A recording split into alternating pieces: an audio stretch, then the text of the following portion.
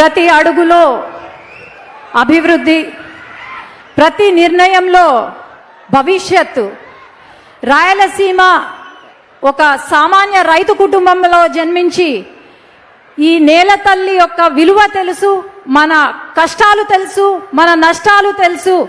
మన రాయలసీమ ముద్దు బిడ్డ గౌరవనీయులు మన ముఖ్యమంత్రి వర్యులు శ్రీ చంద్రబాబు నాయుడు గారికి, అట్లాగే ఇక్కడికి వచ్చిన ప్రతి ఒక్కరికి పేరు పేరున నమస్కారాలు తెలియజేసుకుంటూ, ఒకప్పుడు రాయలసీమ అంటే కరువు, వలసలు, లేకపోతే ఎండిపోయిన పొలాలు. కానీ ఇప్పుడు రాయలసీమ అంటే నీటి కోసం పోరాడే ప్రాంతం కాదు, నీటితో అభివృద్ధి చేసే ప్రాంతం అని, లేదంటే ఇక్కడ వెనకబడిన ప్రాంతం కాదు, ఇది అవకాశాలు మెండుగా ఉన్న ప్రాంతం.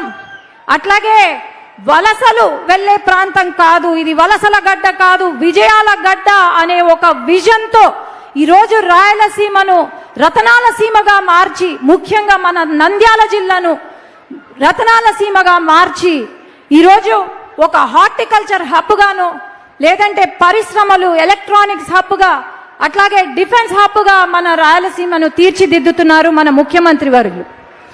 ఈరోజు హార్టికల్చర్ అంటేనే ఏమి తెలియని ఒక స్టేజ్లో 5 సంవత్సరాల వైసీపీ పాలనలో గంజాయి హబ్బుగా మారుస్తూ ఉంటే, మన ముఖ్యమంత్రి గారు ఈరోజు హార్టికల్చర్ హబ్గా దాదాపు మన రాయలసీమలోనే 55% కల్టివేషన్కి, అట్లాగే 6 లక్షల మంది రైతులు బాగుపడేలాగా ఈరోజు తీర్చిదిద్దుతున్నారు. అట్లాగే వైసీపీ పాలనలో కంపెనీలు, పరిశ్రమలు వెళ్ళగొడుతూ ఉంటే, పారిపోతుంటే, ఈరోజు ఆ పరిశ్రమలు, కంపెనీలు క్యూ కట్టి మన రాష్ట్రానికి వస్తున్నాయి. దాదాపు 25% పెట్టుబడులు మన రాష్ట్రంలో ఉన్నాయి. ఇవన్నీ మనం చూస్తున్నాం. ముఖ్యంగా నేను ఒకటే చెప్తున్నాను, ఈరోజు రాయలసీమ ముద్దు బిడ్డ అని చెప్పి కొంతమంది నాయకులు మాట్లాడుతున్నారు.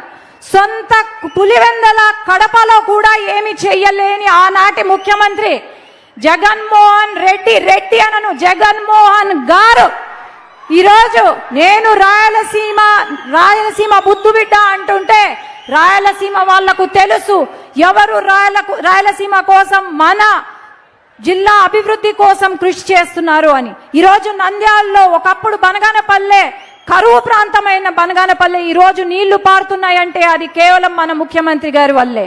అట్లాగే ఈరోజు మహిళలకు పెద్దపీట వేస్తున్నారు. 33% రిజర్వేషన్ అని వెయిట్ చేస్తున్నాం, అమలు అవుతుందా లేదా. కానీ ఈరోజు మన రాష్ట్రంలో, దేశంలో ఎక్కడా లేని విధంగా బిల్లు అమలు అయినా లేకపోయినా 33% రిజర్వేషన్ మహిళలకు ఉంటుంది అని చెప్పిన ఏకైక పార్టీ ఈ దేశంలోనే అంటే తెలుగుదేశం పార్టీ. అట్లాగే మహిళలకు ఏమాత్రం గౌరవం ఇస్తున్నారు వైసీపీ నాయకులు మనం చూసాం. నిన్న వైసీపీ కార్యాలయంలో ఒక వైసీపీ మహిళను కొట్టారు, లేదంటే మన పైన కేసులు పెట్టారు. అట్లాగే ఒక చిన్న బాలికను రేప్ చేస్తే పాస్కో కేసు పెడితే వాళ్ళను పరామర్శిస్తారు. ఇది వైసీపీ నాయకులకున్న మరి ఏమనాలో అర్థం కావట్లేదు. ఈరోజు ఒకటే గుర్తు పెట్టుకోవాలా, రాయలసీమకు మేలు చేసిన వాడు ఖచ్చితంగా రాయలసీమ ప్రజలు గుండెల్లో పెట్టుకొని చూసుకుంటారు, అదే సిబిఎన్ గారు. అట్లాగే రాయలసీమకు అధికారం ఉన్నా లేకపోయినా మన ప్రాంతం కోసం పోరాడే నాయకుడిని గుండెల్లో పెట్టి చూసుకుంటారు మన రాయలసీమ వాళ్ళు. కానీ ఊరికే ఏదో వచ్చి నేను రాయలసీమ బిడ్డ అంటే ఎవరు ఒప్పుకోరు. ఖచ్చితంగా ఈసారి సార్ మేము మళ్ళీ ఇక్కడ జెండా ఎగరేసేలాగా ఇంకొకసారి వైసీపీ జెండా ఎగరకుండా మేమందరం పనిచేస్తామని తెలియజేసుకుంటూ నమస్కారాలు తెలియజేసుకుంటున్నా. జై తెలుగుదేశం, జై హింద్. ధన్యవాదాలు మేడం. నంద్యాల సమగ్రతను సమగ్రంగా వివరించిన మీకు కృతజ్ఞతలు తెలియజేస్తూ